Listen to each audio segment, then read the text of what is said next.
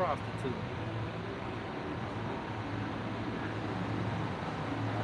We live, right?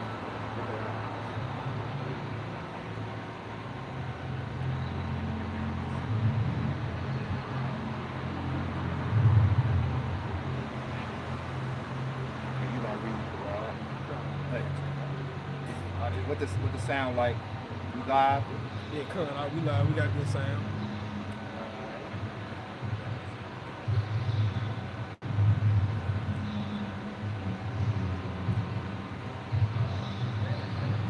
All right, first and foremost, we're going to turn towards the east, facing Jerusalem before we get started.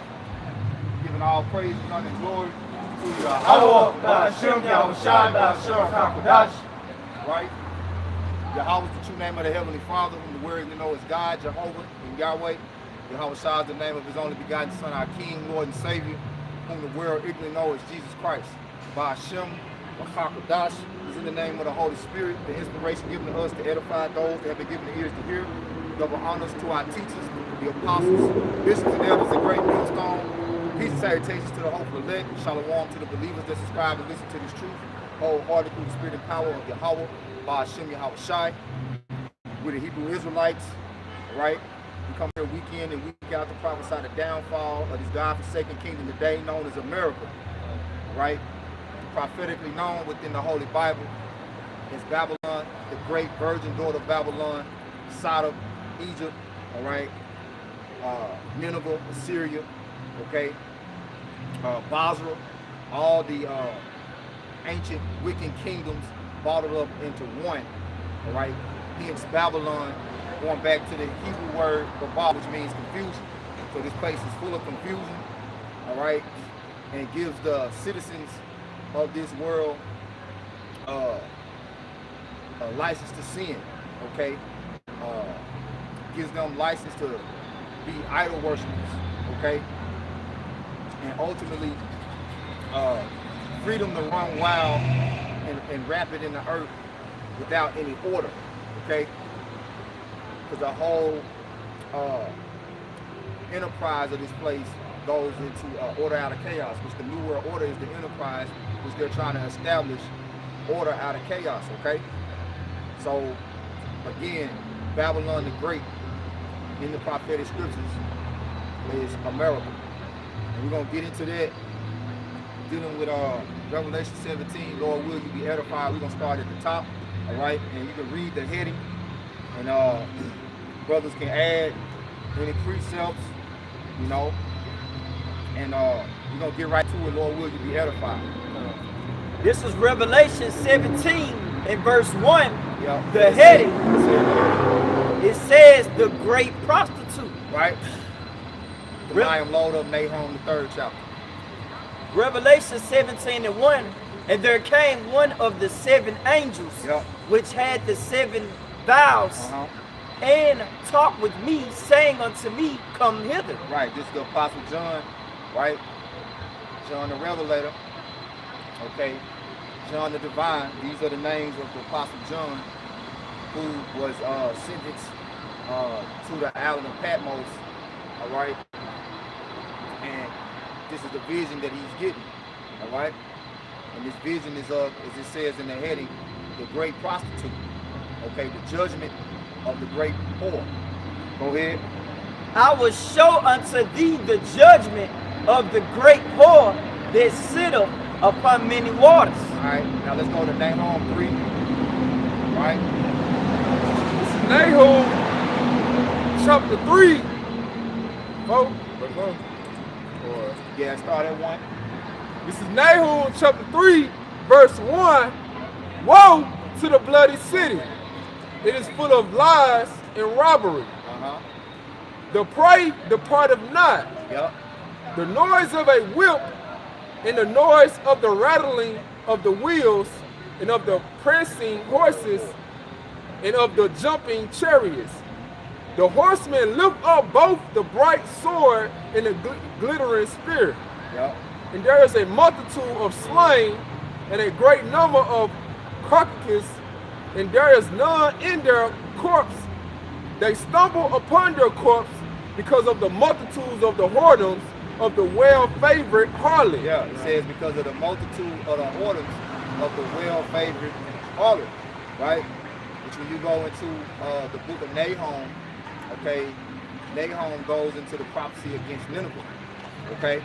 Now when you deal with what I was saying in the heading, in the beginning, in the introduction, brother, America embodies all the spirits of these ancient kingdoms, which our people were in captivity under. And in the captivities we were serving other gods, which is spiritual whoredom, spiritual adultery, okay? Now, as you see right there, it said because the multitude of the sorceries of the well-favored, the multitude of the sorceries, and it said whoredoms, right? Yeah, whoredoms. All right, we're gonna look up that word whoredoms right there in the blue letter, Kodash, and we're gonna look up harlot, then we're gonna look up whore. When we go back to Revelation 7:17, before we get started, we're gonna look up the word whore, okay? So let's go with that word whoredom in Nahum 3. And it said the prey departed not. Yep. Because of the chariots, all right? Basically because it said the horses, which represents power.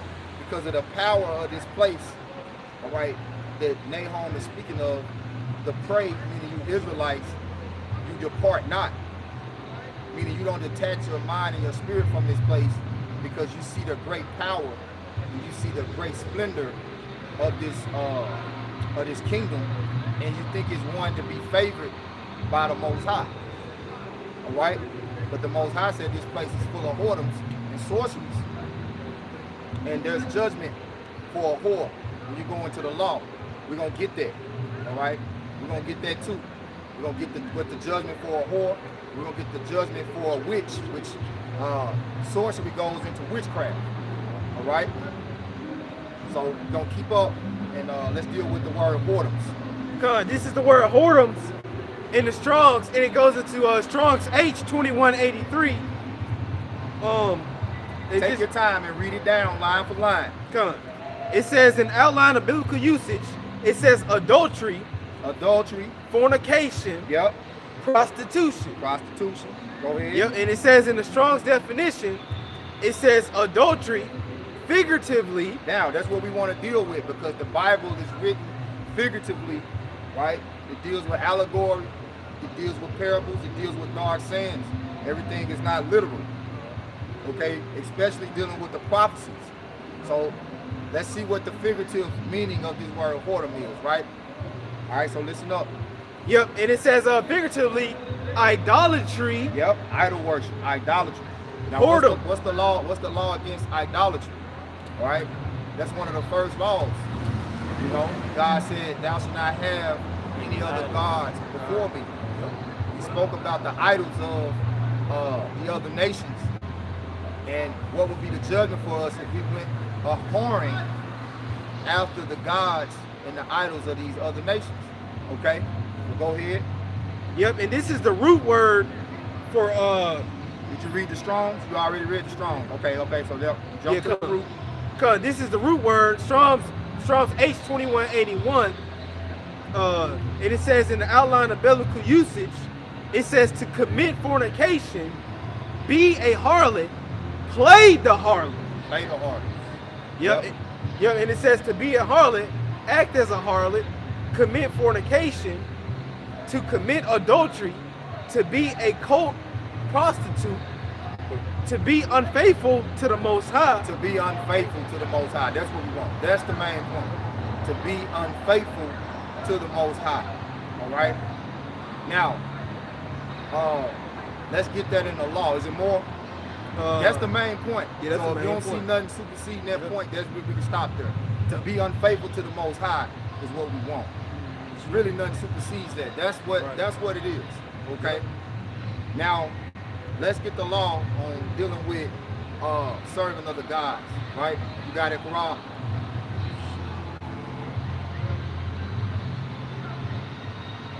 Thou shalt not have any other gods, serve any other gods. I mean, it said in multiple verses. If any brother get it, you can call it and read it. Yep. This Exodus chapter 20, verse 3. Yep. Thou shalt have no other gods before me. Yep. Thou shalt not make unto thee any graven image Yep. or any likeness of anything Yep. that is in heaven above, or that is in the earth beneath, or that is in the water under the earth. Yep. Thou shalt not bow down thyself to them, nor serve them, for I, the Lord thy power, am a jealous God, Yep. visiting the iniquity of the fathers upon the children unto the third and fourth generation of them that hate me. Yep. So he said he's a jealous God, right? The Mayim, get Leviticus 20 and 6. Get the word jealous real quick before he reads Leviticus 20 and 6. Because he said, you shall not serve any other gods or worship any other idols, for he is a jealous power, right? Let's get that word jealous, right? In the etymology. Let's see what it say.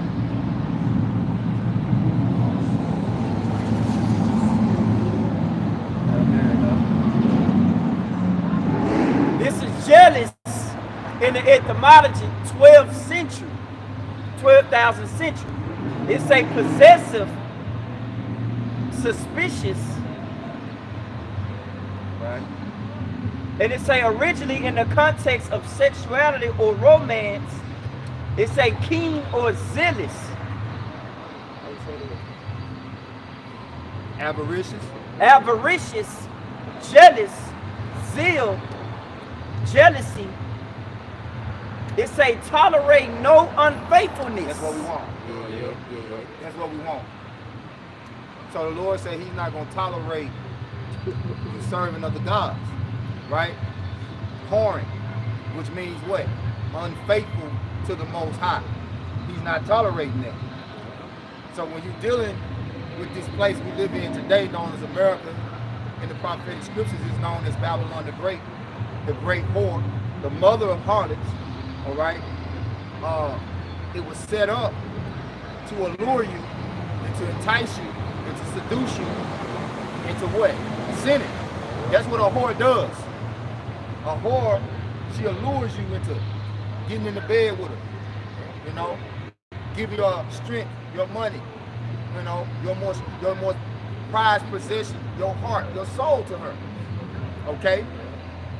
Now when you go into the I believe it's the book of Proverbs, it says, he that loved harlots will have no substance.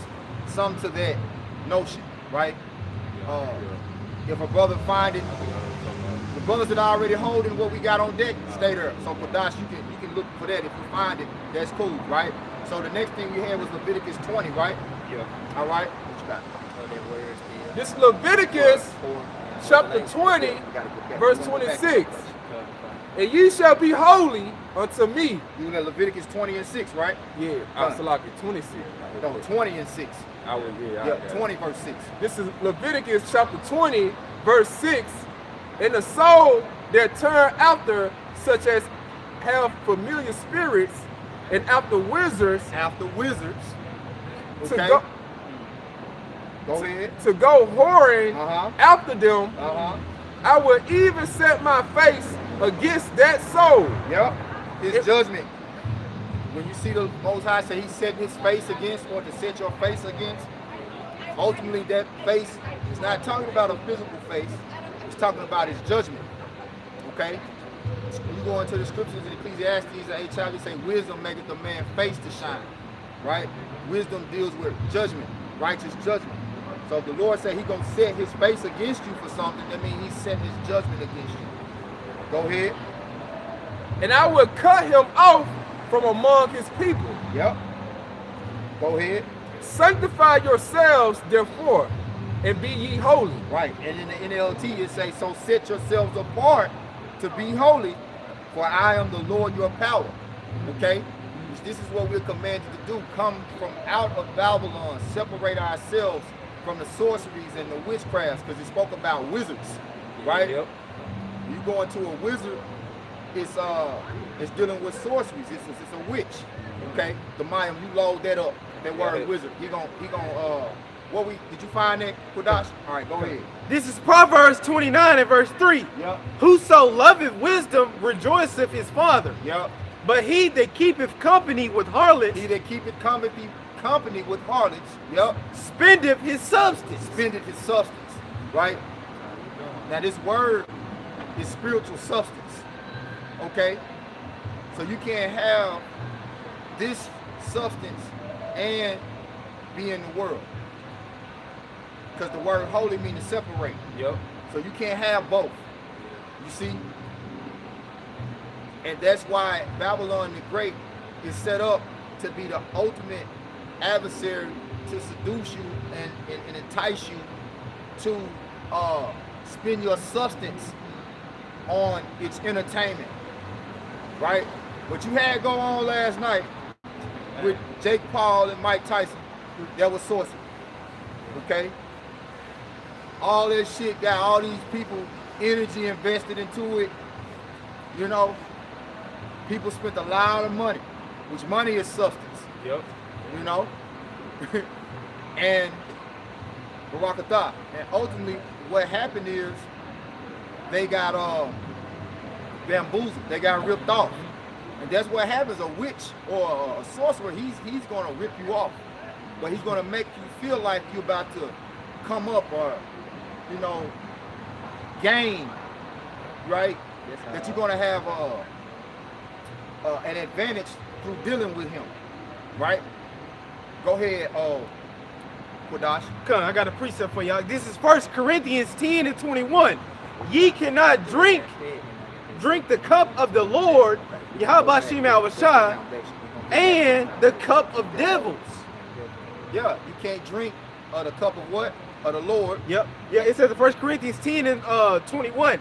Ye cannot drink the cup of the Lord, Yahweh Shem Shai, and the cup of devils. Right, now you got that word wizards from Leviticus 20 and 6, right? You got an etymology. In the etymology, that's cool. This the word wizard in the etymology, early 15th century. It said philosopher, sage, wise. It says witch, Witch, sorcery. sorcery. Now, the judgment for a witch is what? I got it. You got it? Yeah.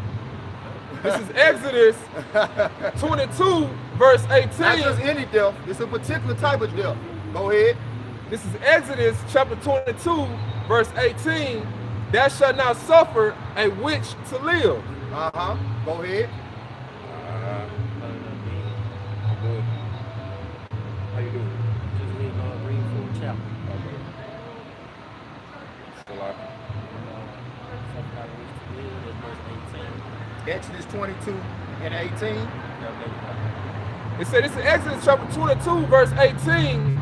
Thou shalt not suffer a witch to live. Whosoever live with a beast. That was it on that. Yeah, but the judgment for a witch is we're gonna get it. We ain't gonna even say it. We're gonna get it.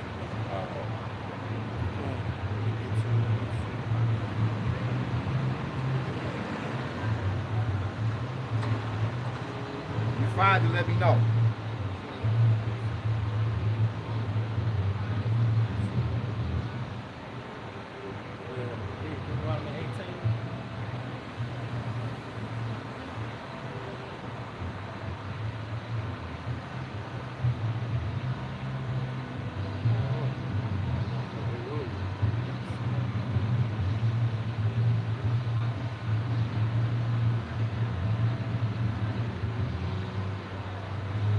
Get it.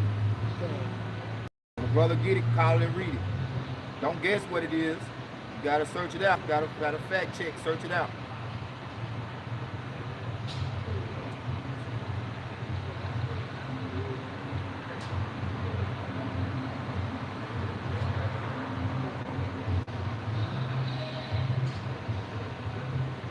I got this one right here. Is that it? Is it to the point? Yeah, come. All right. Don't read it if it ain't to the point now. Come. All right, This come is on. Yeah, this is Deuteronomy 18 and 10, right? Yeah. Go ahead. You got it?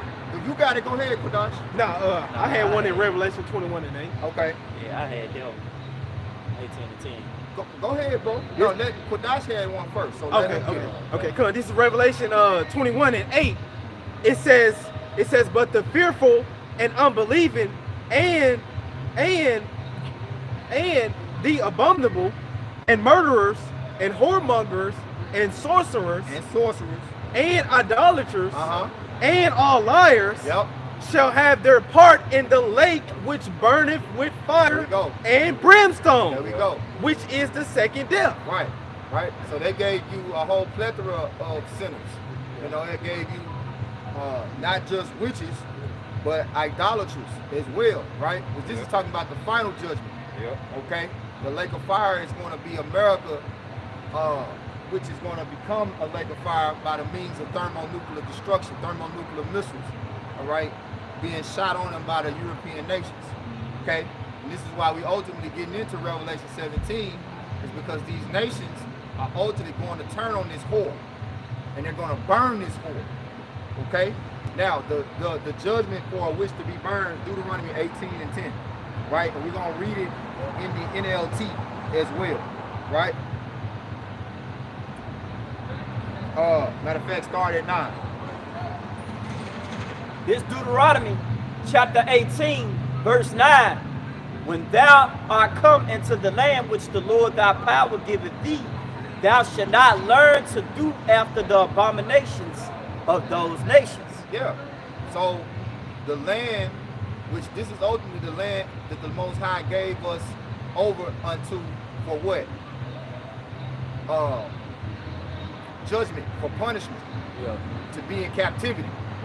So we was given over unto the heathens that ruled this land for our iniquity, for our sins. Okay?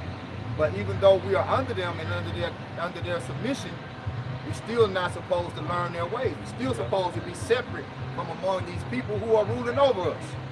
All right? Go ahead. There shall not be found among you anyone that maketh his son or his daughter to pass through the fire, Go ahead. or that useth divination, Divination, right? or an observer of times, Uh-huh. or an enchanter, or a witch, Go ahead. or a charmer, or a consulter with familiar spirits, or a wizard, or a necromancer. For all that do these things are abomination unto the Lord.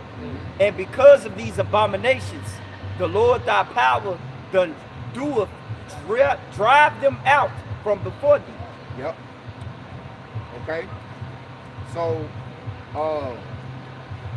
read this in the NLT, right? Start at 9. Yep. Yep. This is Deuteronomy chapter 18, verse 9. When you enter the land, the Lord your power is giving you, be very careful not to imitate the detestable customs of the nation living there. For an example, never sacrifice your son or daughter as a burnt offering, and do not let your people practice fortune tellings, or use sorceries, or interpret omens, or engage in witchcraft, or cast spells or functions as mediums or psychics, Yep. or call for spirits of the dead. Now, when you go, like I said, when you go into what went on last night, this goes on all the time, right? With that situation with the Netflix broadcasting that fight, that was a form of witchcraft and sorcery, okay? And Tyson, which is an Israelite, right? He engaged himself into that. He gave himself over to that, all right? To sell out for that money. He made $20 million off that fight last night. Okay? And the scriptures tell you, whenever you do something, right, and you're not doing it in righteousness, you're not doing it with your soul, you're not doing it whole. You can tell his soul wasn't in that. Nah, you could tell. He was just out there going through the motions, man. Okay? which the Most High don't care about none of this sports gladiator shit anyway. But just so you can see how this witchcraft and sorcery still goes on today. Like when you look at even how his sparring matches was on YouTube and how he was making, you know what I'm saying? I was like, damn, he looked like he looked like the old Tyson. Then you looked at the match last night, you're like, what the fuck is this? Shit, all that shit he was training and doing this, all that, you know what I'm saying? Then you look at punk ass Jake Paul, like, dude didn't even attempt to really try to go at Mike as if he wanted to really beat him. You know, there was a whole lot of dancing around the ring, so people just sitting, and the most thing that you lost was your time and your energy. Yeah. You put your time and energy into that, but to come out here and actually hear the prophets and get the real substance of the Lord, all right, to actually come and hearken to the voice of the Lord and obtain true substance, you won't put any energy into that. That's why the Most High is going to destroy you. That's what you call whoring. That's what the Lord say. He will not tolerate any unfaithfulness. All right, whoring is unfaithful to the Most High. You will put your faith right into that, because everybody believed Mike Tyson was gonna knock Jake Paul out, especially of our people, man. Mike gonna knock him out, man. Mike gonna knock him out. You know, whole time I'm like, man, this is some bullshit. Yeah. I'm looking at his interviews. I'm looking at how he really, like, man, Mike ain't even looking like he really serious about this shit. You know. And then right before the match, he smacked him, that fake ass smack. I'm like, he ain't really put no power. He really just made a mean. He really just made a mean face. Tried to make it look like, you know.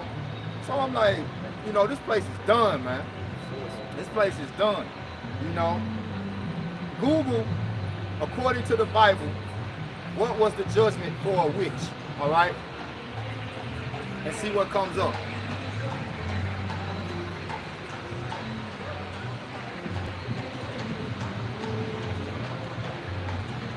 According to the Bible, what was the judgment for a witch?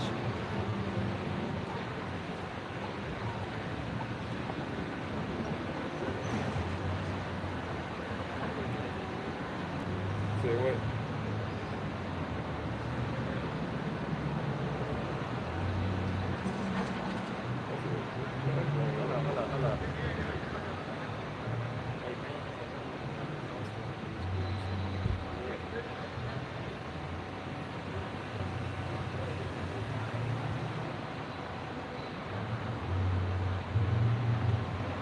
But I want to find it where it tells you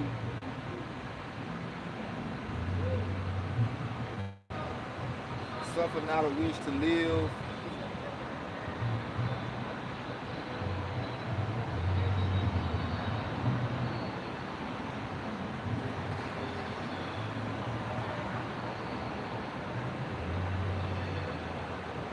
They should be stoned right here.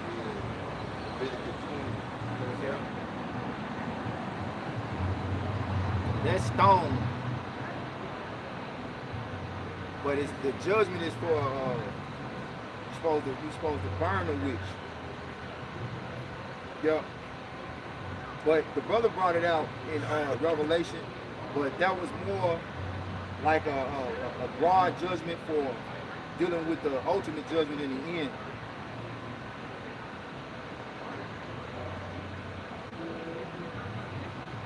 Okay, we'll come back to it. Let's go back to Nahum, and then we're gonna get Revelation. I'm gonna find it.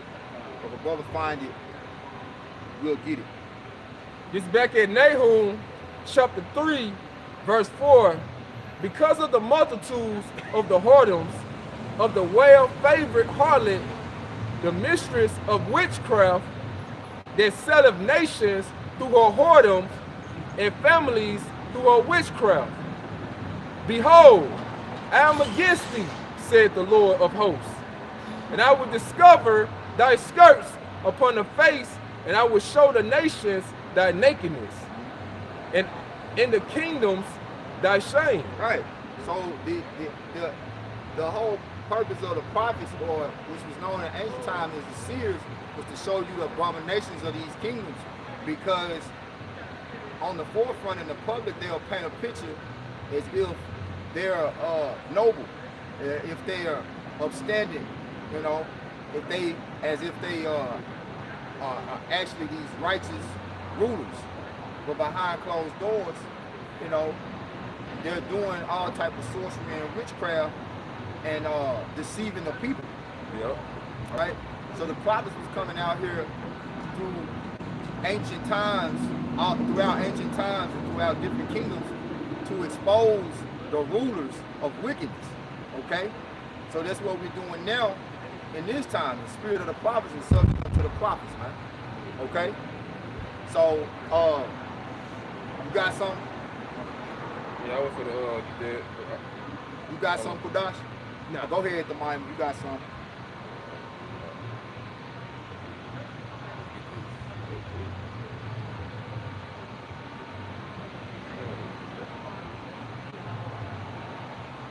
This is this is Jeremiah chapter 49.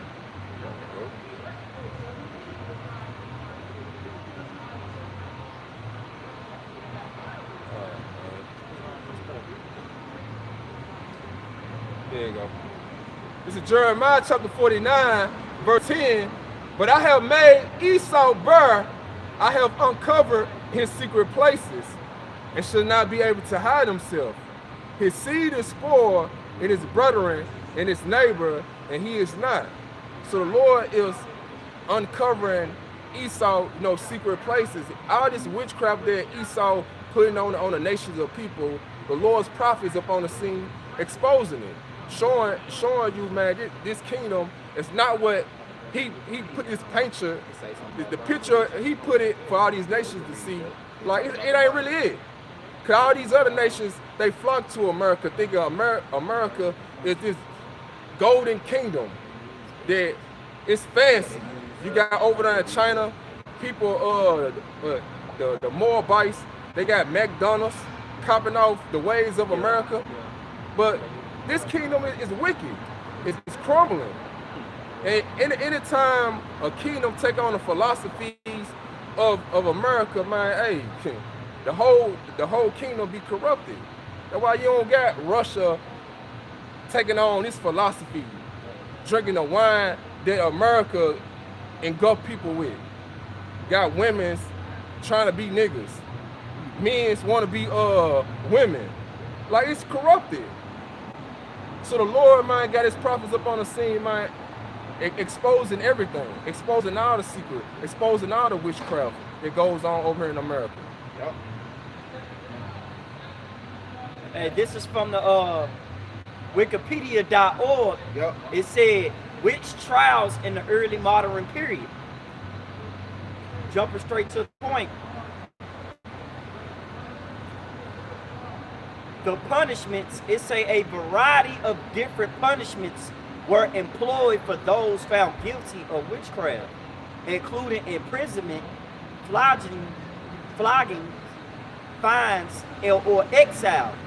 Non-capital punishment, especially for a first offense, was most common in England. It says prior to 1542, church courts dealt with most cases in England, and most sanctions were directed more to penance and atonement than hardship and punishments. Often the guilty party was ordered to attend the parish church wearing a white sheet and carrying a wand and swear to lead a reformed life. The Old Testament book of Exodus 22 and 18 states, "Thou shalt not permit a sorceress to live." Right.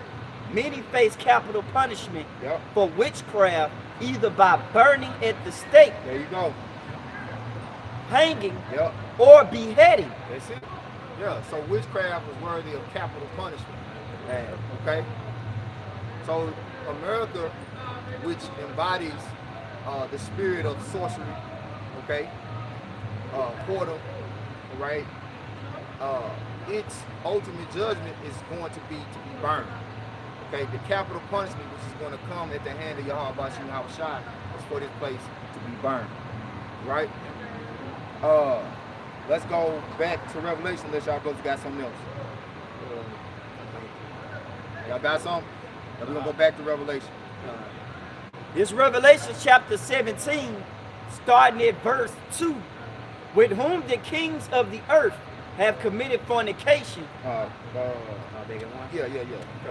This Revelation 17 and 1. Yup. And there came one of the 7 angels which had the 7 vials, and talked with me, saying unto me, Come hither, I will show unto thee the judgment of the great whore that sitteth upon many waters. Right, go ahead. With whom the kings of the earth have committed fornication, Yep. and the inhabitants of the earth have been made drunk with the wine of her fornication. Right, which drunk with the wine of her fornication, right? That wine goes into her philosophies, okay?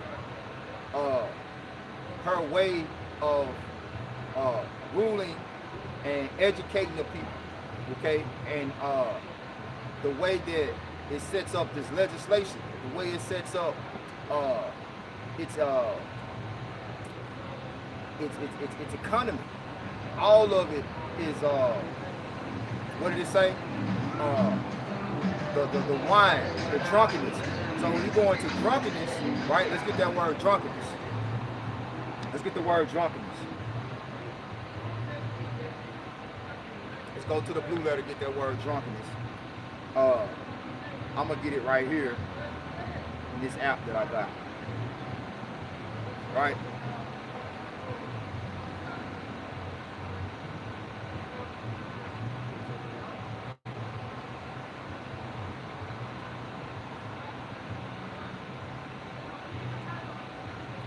I got this word drunk. Go And ahead. From Revelation? yeah, Yeah. Revelation 17 and 2. Strong's G 3184.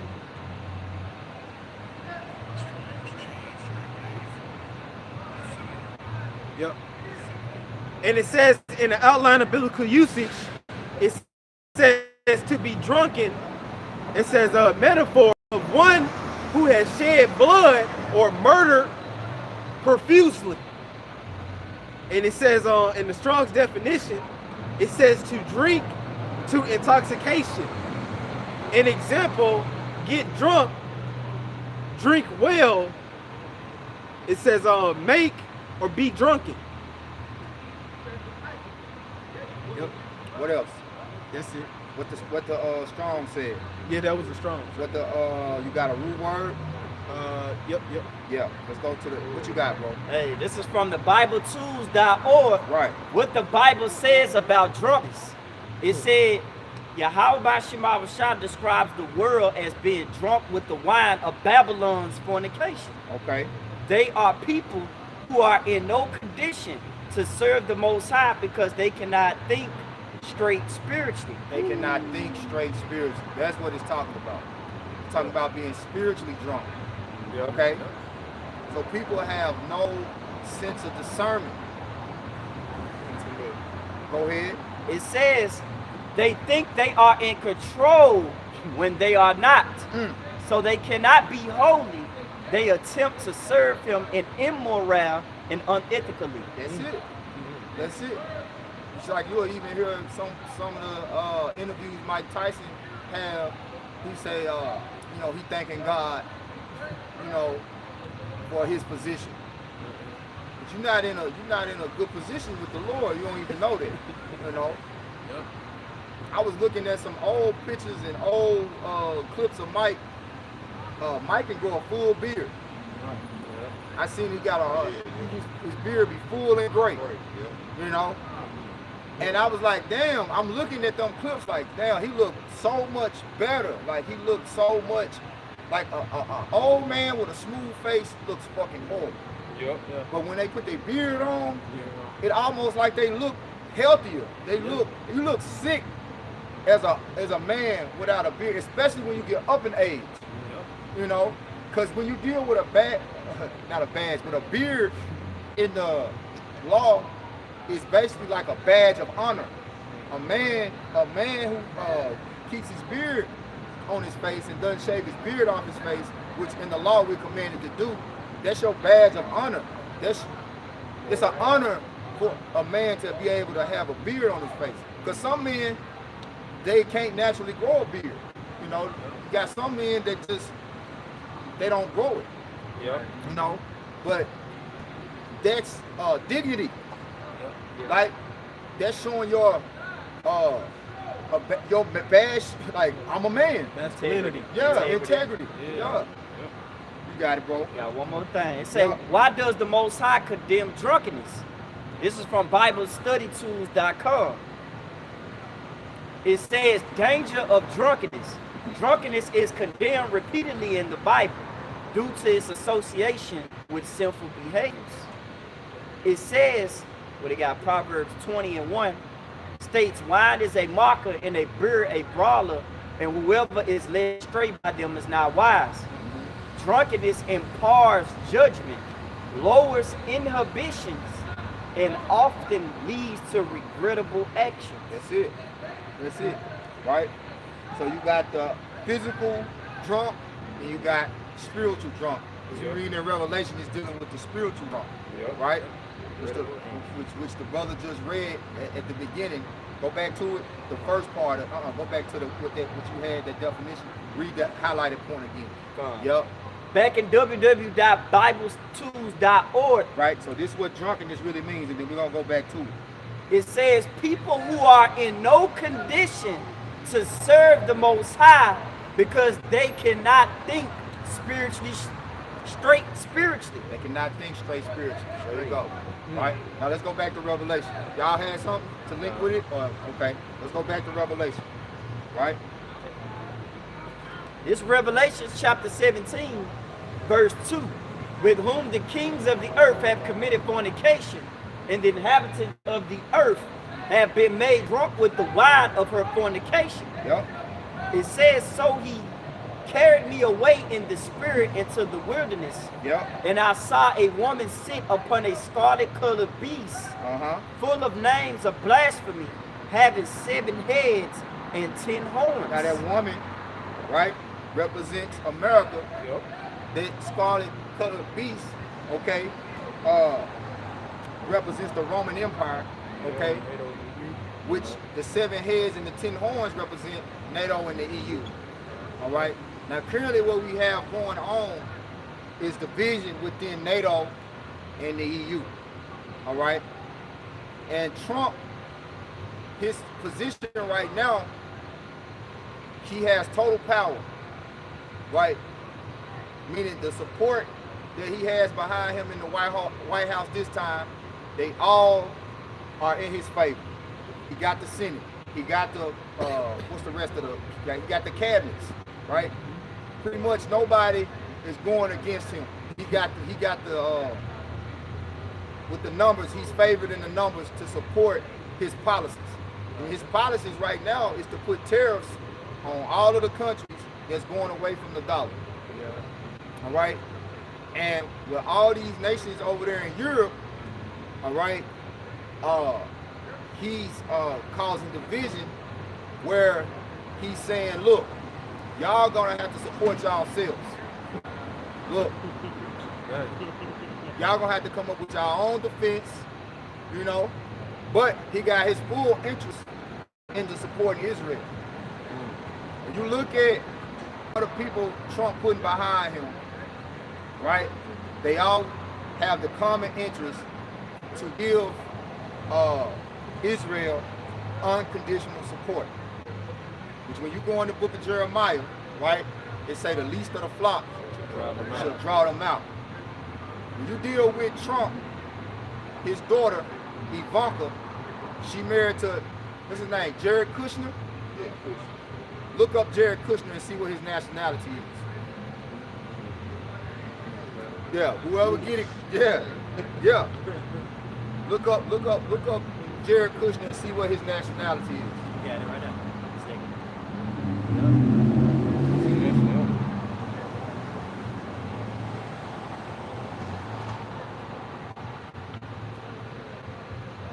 You see it? If you see it, whoever see it, you let it be known.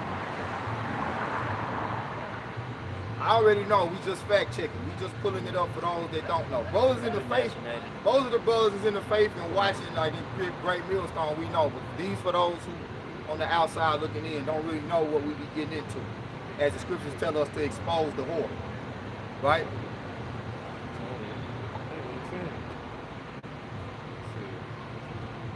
Damn, they trying to hide it, ain't it? They trying to hide it, ain't it? Hey, get it in the Wikipedia right here. Yeah, they trying to hide it, ain't it? Yeah. I know it's there. Right. It said, what ethnicity is Jerry Kushner? Yeah. It said, raised in a modern Orthodox Jewish family. There you go. Orthodox family. Yeah. It said, raised in a modern day Orthodox Jewish family. Kushner graduated from the Frisch School, a modern Orthodox. I don't know what they Help were. him out, Yeshiva High School in 1999. Enrolled at Harvard University in the same year. Okay. But he ain't saying So he got a Jewish background. Yep. Right? Israel. Right? Okay. Now, everybody know about that's his daughter name, right? Ivanka. Who he married to? Is that Ivanka? Yeah, Now that's Trump, right? Trump's daughter is Ivanka, right? Salaki. So he got another daughter named Tiffany Trump. Look up who Tiffany Trump married to, right? Right?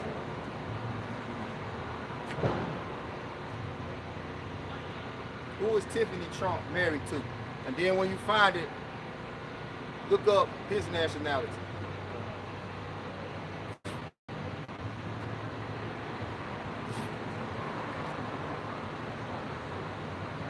Michael Bulos. Right. What do you say? Michael who? Michael Bulos. Michael Bulos, right? Yep. This is Michael Bulos in the Wikipedia.org. It says is a Canadian sabre fencer. Nah. He ain't Canadian, bro. Look up his dad, look up his parents. They just talking about this. Look up who is Michael Bulos' father.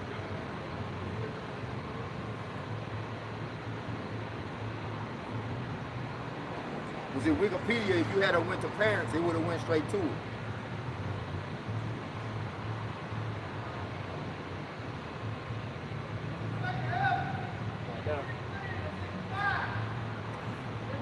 Mossad Bulos. Right? Now look up Mossad Bulos.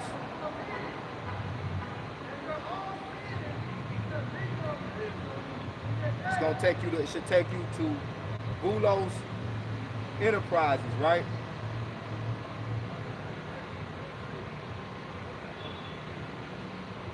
Go to the history and start reading from right there. So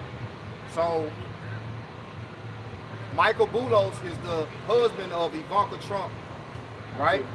My bad, Tiffany Trump, Salaki, slip of the tongue. Tiffany Trump, right? His father is Mossad Bulos. So the brother finna read the history of Bulos Enterprises, right? This is Bulos Enterprises.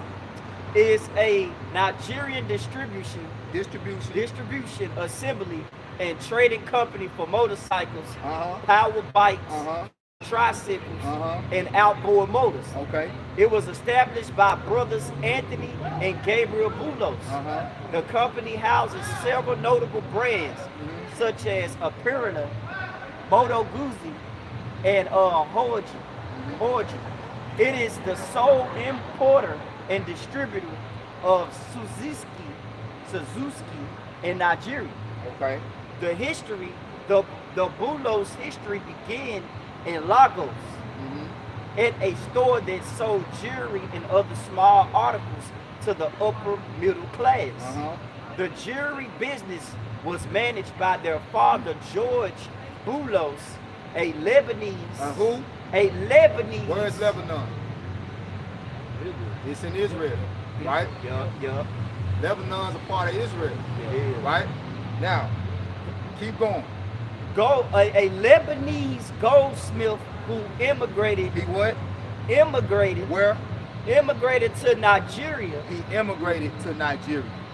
All right? Right. Now, when you deal with Messiah Boulos, it's going to say that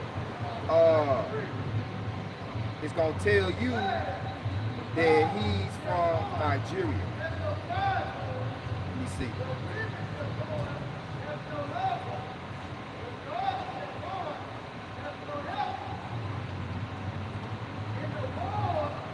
Actually, it say the Messiah family, an Arab, Eastern Orthodox, Christian, and Maronite family name, right? But go down, Karab, go down right there. We'll talk about who the CEO of the company, all right?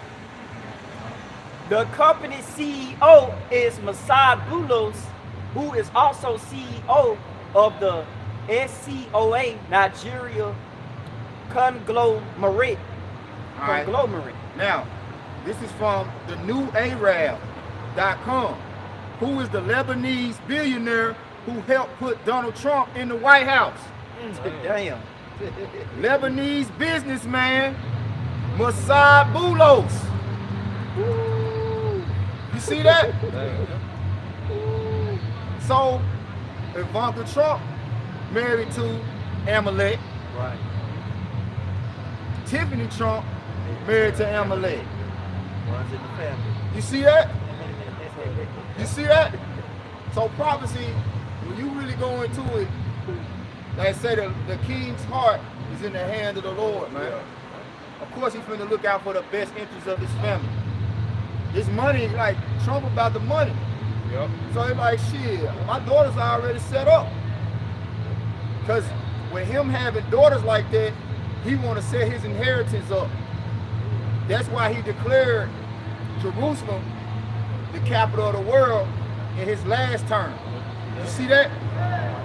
It says, you can hold what you got. Lebanese businessman Messiah Boulos, father-in-law to Tiffany Trump, has leveraged his ties with Arab American communities to rally support for Donald Trump. Messiah Boulos, a Lebanese-born businessman, has acted as one of Donald Trump's key emissaries to the Arab community during the 2024 election cycle with a mission to secure their support for Trump's 2024 presidential campaign as they moved away from the Democratic Party, mainly over the war in Gaza and Lebanon. Boulos, a billionaire with extensive business ties to Nigeria, joined Trump inner circle through family connections. His son, Michael Boulos, married Tiffany Trump, Donald Trump's youngest daughter. You see that? And when you go into his support of what's going on in Lebanon, right? You got what is it, Hezbollah that they warn with in Lebanon, but Hezbollah is separate from the government of Lebanon. So he don't support Hezbollah, he support Lebanon. You see? But what Israel is trying to do is bomb the citizens and bomb the suburban areas where civilians are to get the civilians to revolt against the government. You know? That's their tactical war strategy. Okay? But neither here nor there, we're going to get back in the scriptures just so you can see the sorcery that's going on behind the scenes. Like you like, man, why is these people supporting these people and supporting these people over here in these regions overseas in the East? Because they got ties to them. They got family ties to these people. They got either business, money tied up, or both. So you see what's going on, right? They're not in the interest of what's best for the people, they're in the interest of what's best for them. All right? But not knowing what they believe is in the best interest for them is in totally lined up with the will of the Most High to destroy their ass. Right? So let's go back. Right? Revelation 17 and 3. It's Revelation chapter 17, verse 3. So he carried me away in the spirit into the wilderness, And I saw a woman sit upon a scarlet colored beast, full of names of blasphemy, having 7 heads and 10 horns. Right, which the name going to their reputation and then what they represent. So everything that they represent is adverse to the righteousness of the Lord. Right? When you go to Psalms, what's that? Psalms 50 and 16. It say, what hast thou done to declare my statutes, since thou hatest instructions? You cast my words behind thee. So when Trump officially takes office January the 20th, what book are they going to inaugurate him with? The Holy Bible. What book is he going to swear in on? The Holy Bible. Right? And who's going to swear him in? Priests. What kind of priests? On the left-hand side, though. You see what I'm saying? Them not real priests. Left-hand priests, them really warlocks and witches, sorcerers. You see? Because they not really for the righteous judgment of Yahweh Shai. They for their own righteousness, which it say the knowledge of wickedness is not wisdom, man. Okay? So go ahead. Revelation 17 and 4, and the woman was arrayed in purple and scarlet color. Right, which that red and scarlet color, okay? The beast was red, and the woman, that represents that royalty, that purple, you know what I'm saying? Go ahead. And scarlet color, and decked with gold and precious stones and pearls, having a golden cup in her hand. So she looked good. Remember I said a whore is alluring, because even John the Baptist got caught up. You know what I'm saying? You want to get that account. Even John the Baptist got caught up in the vision he was having of the whore. He was like Neo on the Matrix when the woman in the red dress was walking by. Morpheus like, were you listening, Neo? Or were you looking at the woman in the red dress? Look again. Go ahead. And when he looked again, the deception was that woman was really somebody set up to knock his ass off, to kill him. Right. Okay? So basically, art imitates life. That movie was very spiritual as it pertains to the Holy Scriptures, because the writer of that movie, forgot what her name was, she also wrote Terminator. And she spoke about how those movies line up with the Bible, okay? Which Neo represented Yahweh Shai, and John Connor and Terminator represented Yahweh Shai, okay? Sophia Stewart. Right. Is that her name? Yeah. Black woman? Yeah, Sophia Stewart. Yep, that's her. A Jake. All right? All right, we keeping up. I hope I ain't all over the place. Come. Okay, go ahead, bro. Hey, this Revelation 17. Did you have that point where John got caught up? It's in verse 6. Okay. Let's keep going.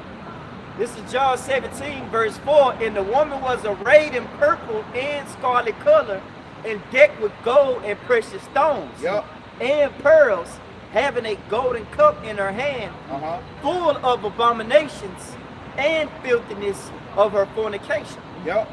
And upon her forehead was a name written. Now, when you go into the word abomination, I think it means disgusting acts of wickedness. That's what abomination means. Abomination means a disgusting act of wickedness. A brother can fact check that, right? And you got it? Yeah, it got foul things to test. Yeah, I think when you go into it in the etymology, that's what it say, abomination. But you can read it.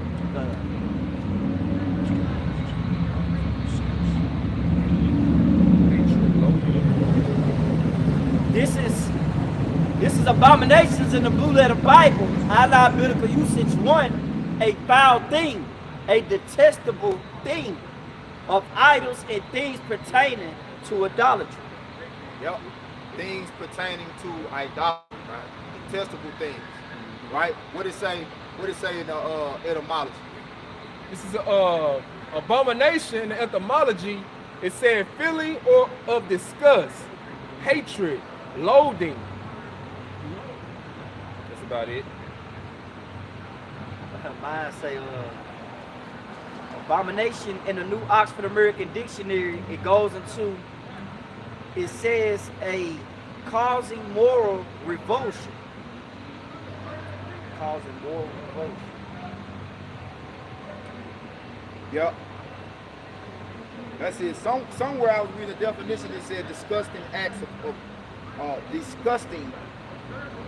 acts of wickedness. But I can't remember what the source was, but somewhere that's what it's saying. But that's neither here nor there. We can go back.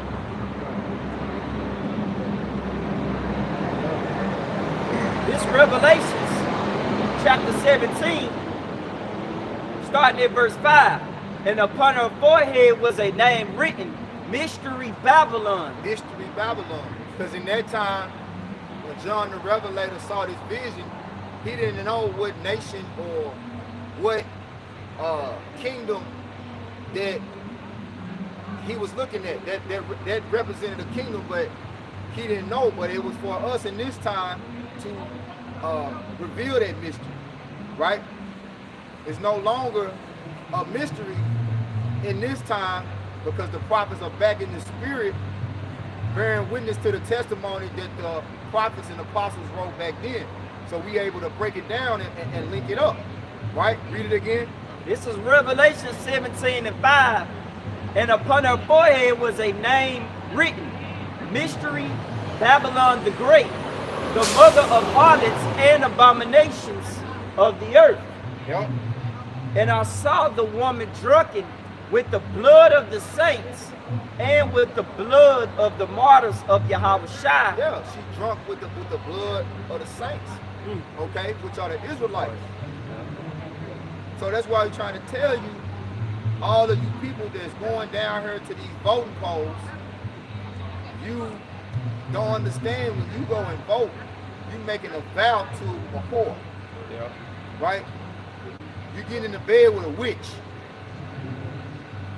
And the judgment for a witch, the Lord said he suffered not a witch to live, but to be put to death. And we went into how it really goes into capital punishment. A witch is supposed to get capital punishment, which the Bible says stoning, but burning was also a part of the judgment. Okay? According to the Bible. All right? Go ahead. And Revelation 17 and 6. And I saw the woman drunken with the blood of the saints and with the blood of the martyrs of Yahweh Shai. And when I saw her, I wondered with great admiration. Yeah, when he seen her, he was, matter of fact, get that, I think that's in Amos Kodash. The righteous is more excellent than his neighbor, but the way of the wicked seduceth them. I believe it's in Amos. Right? What you got, Quran? What you got, you got something? Oh, no. Okay. Cause this is Proverbs 12 and 26. Proverbs.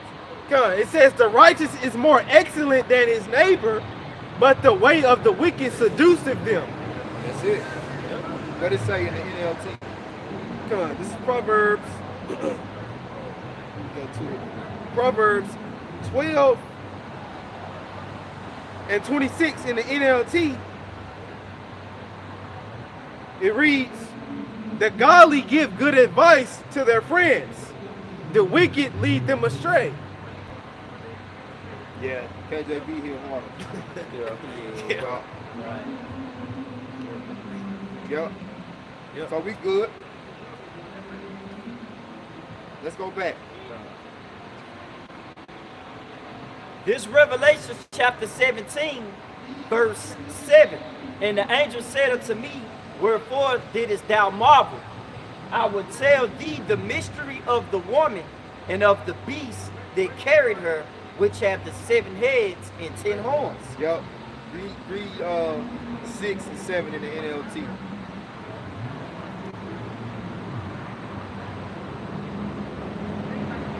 Yep.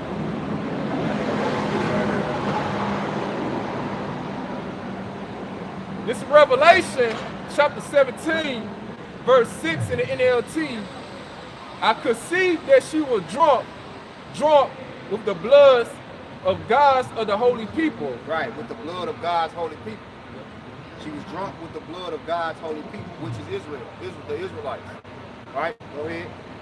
Who witnessed for Yahushua, I stir at her complete amazement. Now, when you go into these prophecies, right, if you can see that Babylon the Great is America, okay, if you can, you know, testify to that, if you can see that in the spirit, you can receive that, then it shouldn't make any sense why the Lord would be talking about destroying Babylon the Great if Babylon the Great is really for his people. If Babylon the Great is in support of the Lord's people, which they are, which we just pulled up the facts that America, which if you can receive is Babylon the Great, they're unconditionally looking to support Israel. That don't add up in the scriptures. So why would the Lord say that Babylon is drunk with the blood of his people? But they support Israel. It don't add up. It don't make sense. You can't say that because a lot of Christians will tell you that they believe America is Babylon. But them same Christians tell you that the Jewish people over there in the state of Israel, them God's people. It don't make sense. It don't make sense. All right? But what the scriptures actually tell us is those are Amalekites. Okay? And the Amalek is who the Lord say he had promised to have war with from generation to generation. It makes sense they're the top nation. It makes sense that they're the top nation in the last days.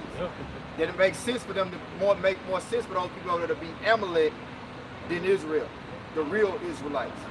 Okay? You got it, bro. Yeah, I was just finna add, even that point you made dealing with Trump, you know, and his daughters marrying into their family. Exactly. Hey, that's something.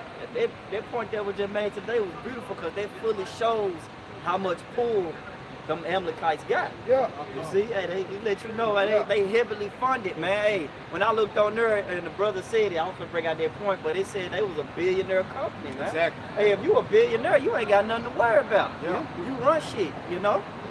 Especially in your mind, Right. you know, in your mind, you secure in your riches, in your wealth. Right. Go ahead, Kodash, you had a point?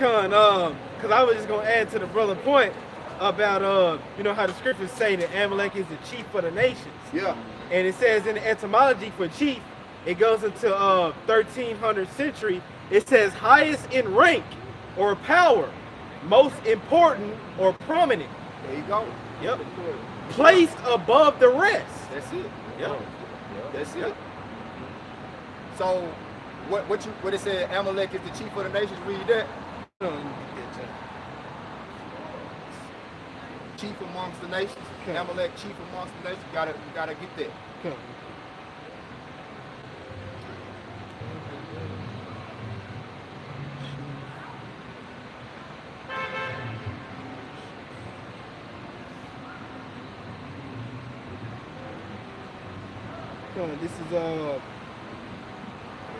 This is Numbers 24 and 20, straight to the point. And when he looked on Amalek, he took up his parable and said, Amalek was the first of the nations. Yeah, that's what I meant to say. The first of the nations. Yeah. The first of the nations, but his latter end shall be that he perish forever. That's it. Yep. That's it. His latter end shall be that he shall perish forever. Right? Yep. Okay. We cool. Y'all got something else? I got something. This Isaiah 13 and 19, and Babylon, the glory of kingdoms, the beauty of the Chaldeans' excellency, shall be as when the Most High overthrew Sodom and Gomorrah. Hey, in the same way, you know, that Sodom and Gomorrah went out is the same way America's about to go out, man.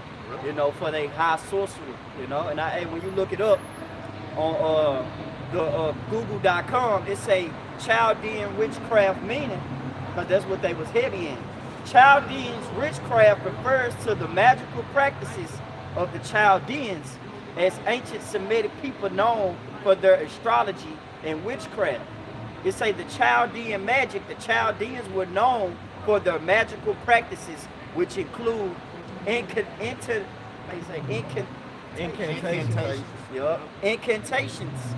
to protect against evil spirits, diseases, sorcery, or other misfortunes. Yeah. And it said the Chaldeans were a dominant people in Babylonian and were a major influence on the history of Christianity, Islam, and Judaism.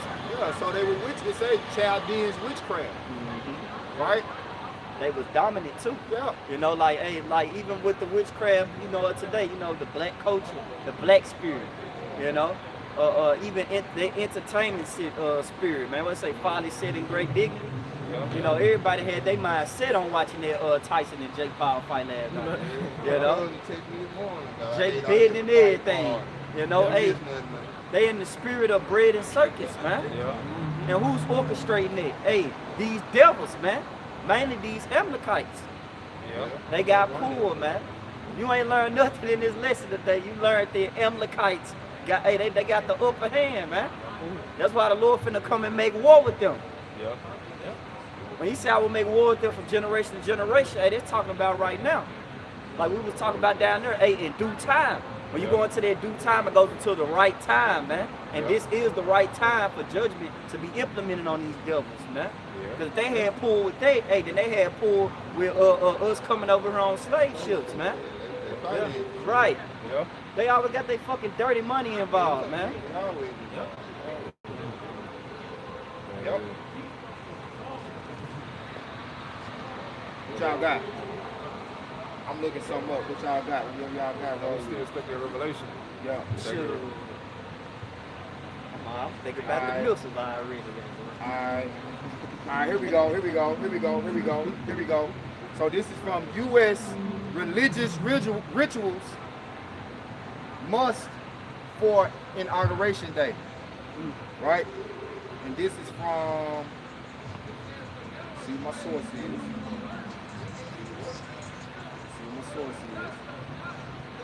AA.com.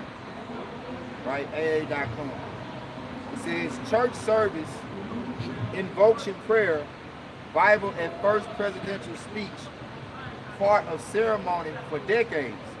Religious rituals have been practiced for years at presidential inaugural ceremonies as a natural part of the American political tradition. Since the establishment of the country, U.S. presidents were seen as one of the most important representatives of social and religious values. Joe Biden took his post Wednesday by reciting an oath of an office in a heavily guarded but sparsely attended ceremony at the U.S. Capitol, which is old, right? This is when Biden got sworn in. Before the ceremony, Biden, the second Catholic priest, attended Mass with then incoming Vice President Kamala Harris at the Cathedral of the Saint Matthew the Apostle, where the funeral of John F. Kennedy, the nation's first Catholic leader, was held in 1963. So there'll be Catholic priests present. They have to go before the Catholic priests before they sworn in. Now, when you deal with the scriptures, they talk about the false prophet. When you go into Revelation, the false prophet represents who? The Roman Catholic Church, man. Okay? So they have to go before the Roman Catholic Church. And that's one of the reasons why they'll use the Apocrypha and bring out Bible scriptures from the Apocrypha like they did with Trump when he got sworn in during his first term, right? Which was what? He got sworn in what, 2017? He won in 2016. You know, they campaign in the even year, and then they always go in on the odd year, right? So he won in 2016. He was sworn in 2017, and when he got sworn in, they read from the Book of Wisdom of Solomon, man. Okay. Yep. Matter of fact, here it is right here. It says,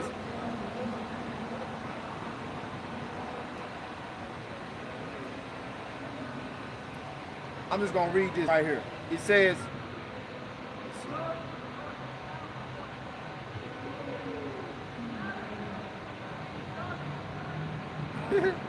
Archbishop Carroll prayed that you, O Creator of all, would assist with your spirit of holy counsel and fortitude the President of the United States, that his administration might be conducted in righteousness and be eminently useful to your people.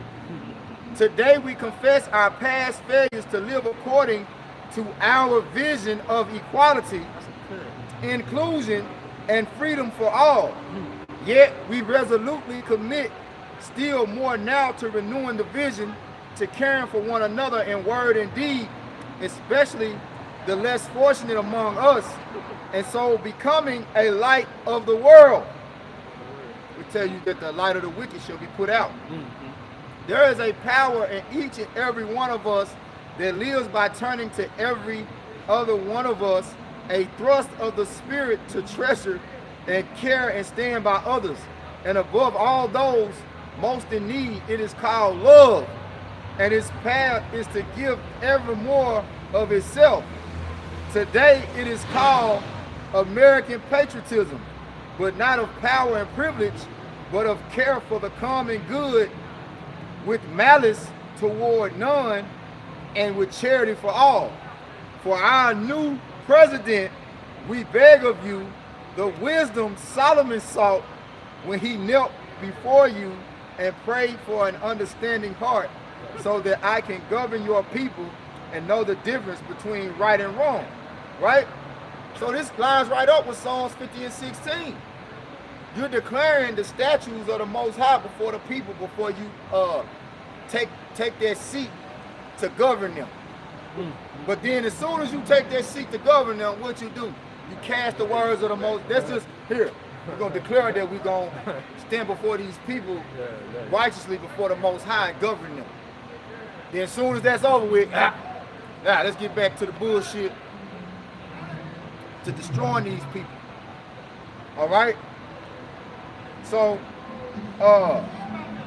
yeah, which is mentioned in the Pope, the Archbishop, all these out of the Roman Catholic Church, which the false prophet, all right, when you read in Revelation, represents who? The Roman Catholic Church. All right. So that's what I wanted. Y'all got some precepts, anything? Yeah, I got some. Go ahead, bro.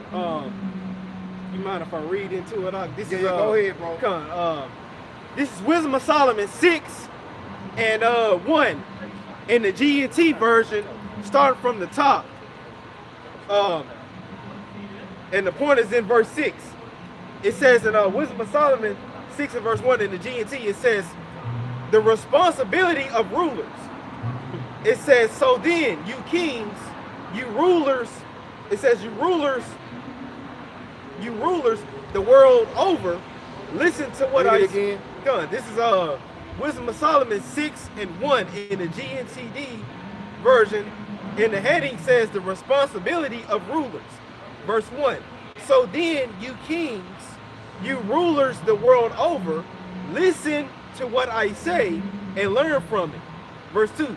You govern many lands and are proud that so many people are under your rule.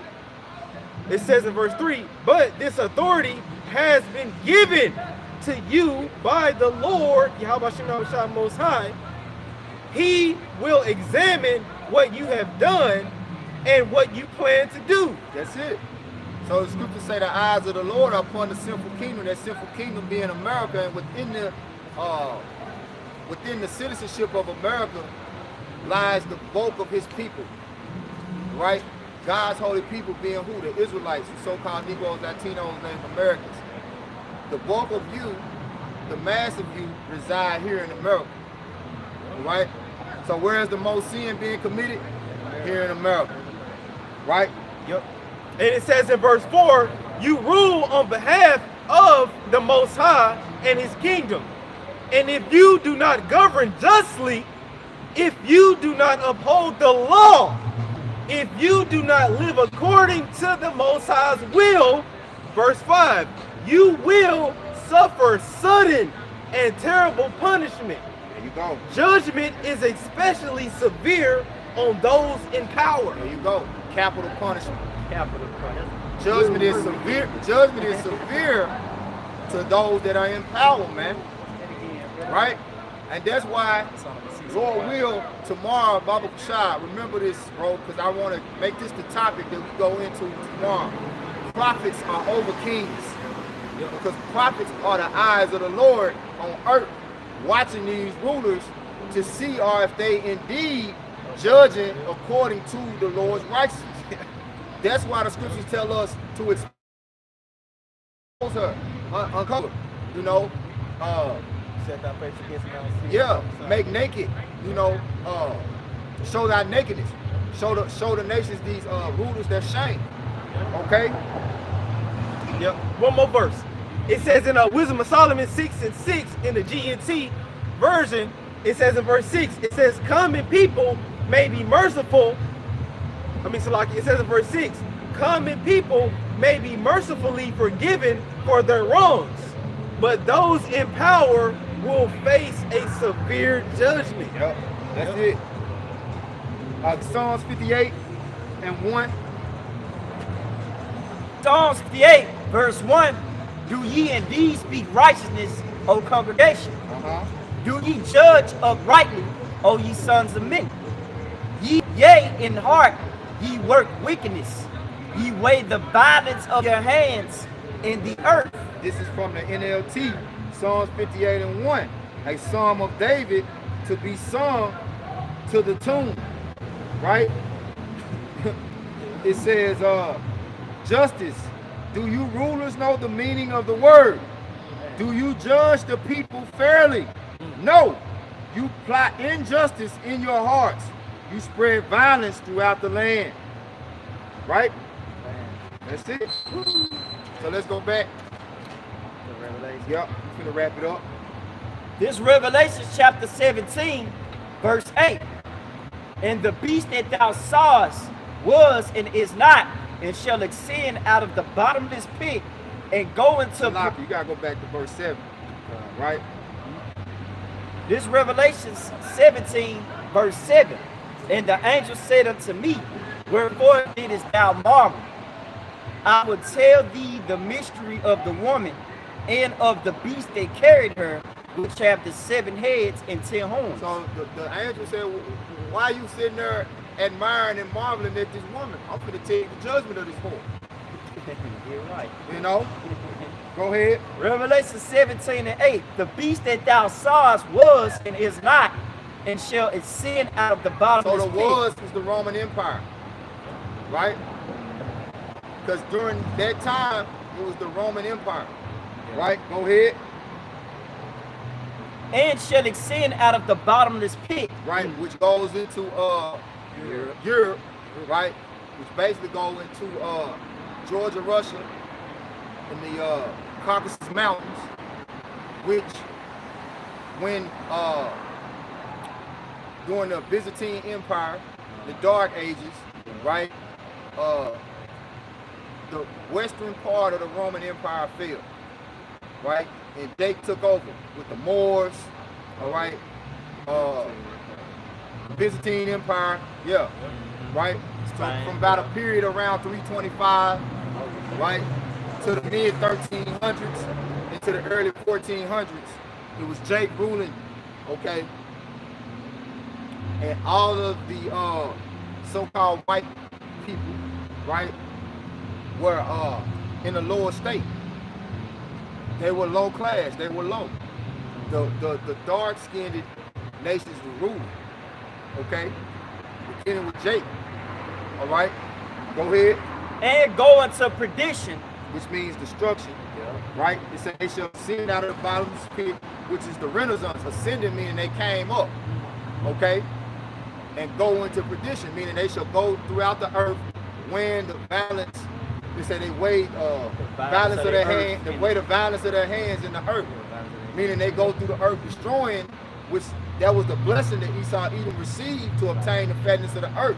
So he came back up with the sword, slaying. That was beginning what you call with the Renaissance era, okay? Which goes into rebirth. So go ahead. And they that dwell on the earth shall wonder, whose names were not written in the book of life from the foundations of the world. Right, which you deal with 2/3 of our people, okay? They're gonna wonder after the whore. Just like, see, what John the Revelator saw was a representation, and how he saw it was a representation of how our people view the whore. How he was admiring and marveling and wondering, like, damn, he's riding a seven-head, 10-horn dragon. And she Got fine. pearls, Got scarlet the on. red on, got the gold cup. Right. I want to ride that bitch too. You forgot what was in that cup. Yeah, you forgot what was in that cup. Go ahead. And it says, whose names were not written in the book of life from the foundations of the world, when they behold the beast that was and is not and yet is. And here's the mind which have wisdom. The 7 heads are 7 mountains. Which represents 7 kingdoms, right? 7 kingdoms. Try to see if I can remember. You got the Greeks, the Romans, the Spanish, French, Germanian Major, Germanian Minor, Great Britain. Yeah. That's it, right? Great Britain, that's 7. Okay, go ahead. On which the woman sitteth, Uh-huh. and there were 7 kings. Uh-huh. 5 are fallen, Yep. and 1 is. Uh-huh. And the other is not yet come. Uh-huh. And when he cometh, he must continue a short space. Go ahead. And it says, the beast that was and is not, even he is the 8th, Right, and is of the 7th, Right. and goeth into perdition. right. We're just talking about the Roman Empire, which came back as America. Okay? Which America came out of who? Great Britain. Right? Go ahead. And the 10 horns which thou sawest are 10 kings, Yeah. which have received no kingdom as yet, Yep. but receive power as kings 1 hour with the beast. Go ahead. These have one mind, and shall give their power and strength unto the beast. That's it. These shall make war with the Lamb. Uh-huh. And This is how it started. Okay? So, again, as we spoke about Amalek, this whole beast system is tied to Amalek ruling over it. Amalek ultimately controls this beast. Okay? When you go into who rules the world, Rothschild, the Rockefeller, so forth and so on, the Amalekites, man. Okay? Go ahead. these shall make war with the Lamb, and the Lamb shall overcome them. For he is the Lord of lords and kings of kings, and they that are with him are called and chosen and faithful. Them that are with him are called and chosen and faithful. You see that? So that's ultimately what the scriptures say. Those that overcome is going to be by faith. Right? Say wisdom and knowledge will be the stability of thy times and strength of thy salvation. Stability goes into faith. Right? I'm a one of them. Right? Which the foundation of I'm a one is I'm a one, and that's where you get the Hebrew word. That's the Hebrew word for faith, man. Okay, so as the Lord has vowed that He's jealous and you should not have any other gods before me. Let's get is it Wisdom of Solomon 13? Let me see real quick. You got some Quran? I'm gonna make sure they see it. Wisdom of Solomon, either 13 and 10 or 13 and 11. Years ago, I think fighting the dead things is in their hole.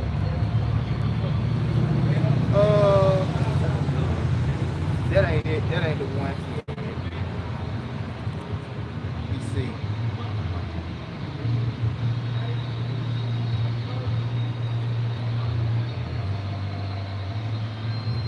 devising the idols. We talk about the devising the idols. It might be 14.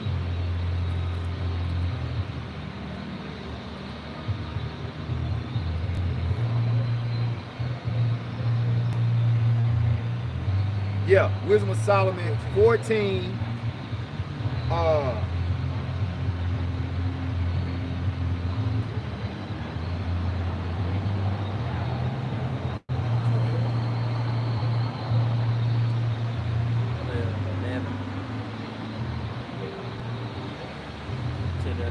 Yeah, 11. There we go, 11. This wisdom of Solomon, 14, verse 11. Therefore, even upon the idols of the Gentiles shall there be a visitation. Yep. Because in the creature of the Most High, they are become an abomination and stumbling blocks to the souls of men and a snare to the feet of the unwise. Yep. For the devising of idols was the beginning of spiritual fornication, Yep. and the invention of them the corruption of life. For neither were they from the beginning, neither shall they be forever. Yeah. Meaning, they were never powers. They were never gods. Man. Okay? Go ahead. For by the vainglory of men they entered into the world, and therefore should they come shortly to an end. Yep. So that's what we're about to see. Right? The Lord's about to come and put an end to all this idolatry, all the sorcery, all the witchcraft, which the brother read Revelation 20 earlier. You know, all of these gods and all of these people who go a horn after the gods of this world, especially our people, are going to take part in that lake of fire. Because everything that this society is setting up, like the scriptures say, they going into perdition, following after the man of sin, which is Esau, Edom, beginning with Amalek. Okay, they're about to come with this fourth industrial revolution in the age of artificial intelligence. You see also Trump setting up Elon Musk to be the co-leader of this new political office that they're gonna call the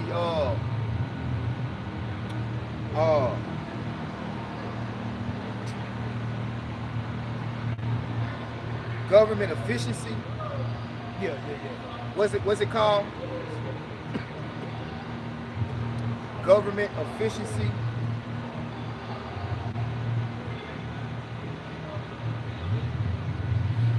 Because the dude, his name is Vivek Ramaswamy. That's gonna be the head of it. Vivek Ramaswamy. Yup. Government efficiency department. Yeah. Which I had put an article in there going into it, but we don't got time to go into it. But yeah, that's it, man. Okay. Which Elon Musk, right, is gonna be which I call him Tony Starks, right? He gonna be the co-leader of that department, that new department. Which he also is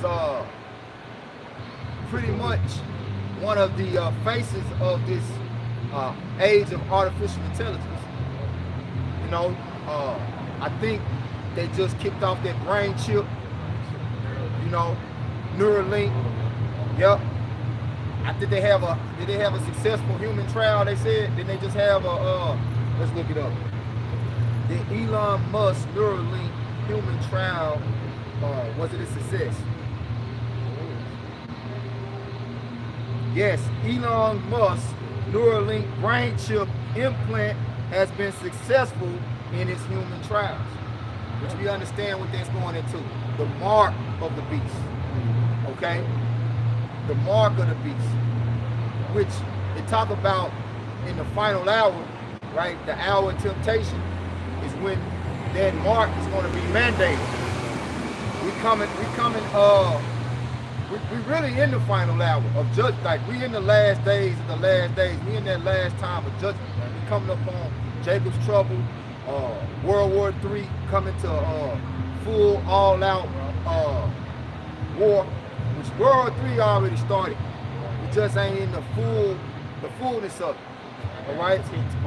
The reason why I'm saying it already started because it ain't no turning back. Ain't no. This is not gonna de-escalate to some type of peace treaty and like, oh look, let's just agree to disagree in these wars. It's not benefiting us to war. Nah, they in it too deep already. There's too many deaths, too many beloved leaders. You know, Iran already said, look, y'all forced our hand. Ain't no turning back from this. You know? Hey, And- quick. Yep, go ahead. Quick one. This naturalnews.com, it says real quick, it say ready or not, an apocalyptic global war is on our doorstep. It says in a Thursday meeting with family members of Major Sahab Mansouri, who was reportedly killed during the October 26 Israeli strike, Commander-in-Chief of the Iranian Army, Major General Saeed Adamiram Maskavi, promised a crushing blow to Israel. Yep. We will determine the time and manner of our response. There will be no hesitation when that time comes. Yep. And our reply will surely be crushing. That's it. So it's not a matter of if, it's when. Oh, And their whole thing is to catch Israel and Amalek off guard. To catch them off guard. You see? Go ahead. similarity, Deputy Commander of the Iranian Revolutionary Guard, It's Iran. Iranian. Iranian Uh-huh. Revolutionary Guard Ali Fadavi Uh-huh. on Thursday said the entire world will bear witness as the complete downfall of the Zionist regime Yep. fulfills the triumph of the righteousness over falsehood. Dealing with the dragons of Arabia, man. The Carmanians, man. In that nature. Okay? So, hey, they got wrath in their heart. They got vengeance and wrath in their heart. Oh, But see, all of this that's going on in the east with them tensions rising is the Lord, which the scripture say, mustering the host of the battle. But he say, this is the Lord's determination. This is the Lord's decision in the valley of Jehoshaphat. Yahweh Shaphat. Even Trump knows about us prophesying that the world is going to end in the east. It's going to kick out. It's really going to end in the west. It's going the beginning of the end, the kickoff of the ending, which is already going down now. But when it's all said and done, the West, which is America, will be up in complete smoke. I ain't coming back. I ain't coming back, man. You know, and this version of Trump ain't gonna be nothing like the last version of Trump, right? Dude coming out aggressively. I'm telling you, 2025. If they don't assassinate him, Yeah. you know. But dude take office, you better believe 2020, like the brother said, the elder said 2025 gonna be live. Go ahead, bro. you got some? Yeah, let's close it out. Man. What you got? I thought I had to close in Revelation 18. It don't matter. Hey, I agree. In Revelation 18:7, start at 6. It said, reward her even as she had rewarded you, and double unto her double according to her works. That's her is talking about Edom, right? Which this is ultimately going to be after the destruction of America, Right. right?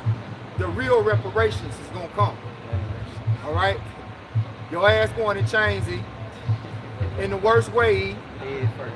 Yeah, they're going to be royal chains. Go ahead, bro. And the cup which she had filled to her double. Weren't that cup of slavery? The cup of destroying a man and his heritage? Yeah. You know? Destroying whole households? You ain't gonna be no such thing as an Edomite family. Right. The only title associated with Edomites in the kingdom is gonna be slave. No Mr. this, no Miss that, no sir this, no ma'am that. You will have no respect, none. Because we weren't even counted as humans in your society, so what's a double reproach to that? Because for you to say we 3/5 of a human being, we monkeys, what's worse, you know what I'm saying? 1/5 of them. Yeah. You 1/5 of an animal, you ain't gonna be lower than the animals. You're not a man at all. You're gonna be a beast. Like really, you're just gonna be addressed as some type of beast. Like when in the kingdom, Esau Edom is not gonna be seen as a human. For one, human, the prefix of it is hue. So you don't have hue. You the hue wish people. You wish you had hue. You don't got that. And you're gonna stay in there to stay. That's another thing too. You ain't gonna get no pigmentation. You gonna stay like that. Red all over. Go ahead. Revelation 18:7. How much she have glorified herself and lived deliciously. Oh, and ain't none of our people gonna look like that. Because when we get them new bodies, we're gonna go back to that high level melanin. Melanated high levels. Right? Melanin is like black gold. As you go into, because melanin go back to the periodic table. When you deal with it, it's molasses. It's an element. Go ahead. Melanin is an element. Go ahead. How much she have glorified herself and lived deliciously, so much torment and sorrow give her. For she said in her heart, I sit a queen. I am no widow, and I shall see no sorrow. Therefore shall her plagues come in one day, death and mourning and famine, and she shall be utterly burnt with fire. Woo! For strong is the Lord, Yahweh Shema Shah, who judge of her. Capital punishment for the witch, for the whore, for the witch.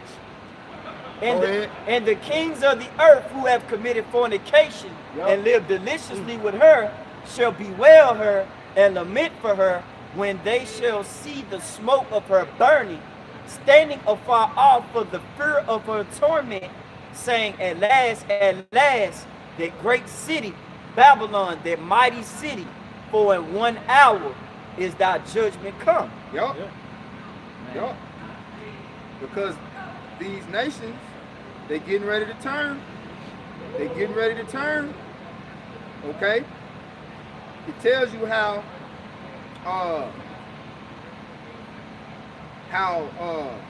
the beast shall hate the whore. Right? Which jumping down to Revelation 17:16, and the 10 horns which thou sawest upon the beast, these shall hate the whore, and shall make her desolate and naked, and shall eat her flesh and burn her with fire. So the fire is going to come from the beast that the whore rides. The beast going to turn on the whore, going to shake that bitch off of her and burn her ass. And burn her ass. And you see it's in the making right now with Trump's policies concerning Europe moving forward. To the fire truck. You know? So with that, we're gonna close it out. You know what I'm saying? We pray that you were edified. We're gonna turn towards the east again. We're giving all praises, honor, and glory to Yahweh, Ba'ashem, Yahweh Shai, Ba'ashem, HaKadosh. Right?